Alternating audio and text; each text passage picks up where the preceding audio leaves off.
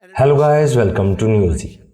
Former President Donald Trump visited the US-Mexico border on Wednesday as he seeks to reclaim the spotlight, riding a wave of Republican attacks on Democratic President Joe Biden over the rise in migrants caught entering the United States.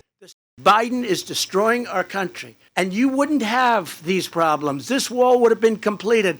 Within 2 months, everything could have been completed. It would have been painted, not sitting there rotting and rusting. It would have been perfecto. It was all set. The trip with Republican Texas governor to an unfinished section of the border wall at the southern tip of Texas is the second public appearance this week by the Republican former president who lost to Joe Biden in November's election.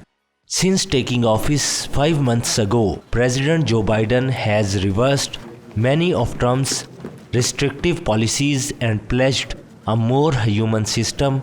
He halted construction of Trump's signature border wall and ended a program that forced migrants to wait in Mexico pending resolution of their US asylum cases. Under Biden, arrests at the southwest border have risen to the highest monthly levels in 2 decades, an increase Republicans have blamed on more welcoming policies. Speaking alongside Abbott, Trump said, "Do they really want open borders, or are they incompetent?" Thank everybody for being here. I mean, the real question is, do they really want open borders, or are they incompetent? There's only 2 things. You're either incompetent, or for some reason you have a screw loose and you want to have open borders. We have a sick country in many ways, and if you don't have a strong border, you don't have a country. Thank you, Tom. You know we've got a lawsuit over every issue that you talk about. We see Biden with. Trump's visit comes as a criminal investigation into his business empire is accelerating. The Wall Street Journal reported Wednesday that the Manhattan District Attorney is expected to charge his company and its chief financial officer with tax-related crimes on Thursday.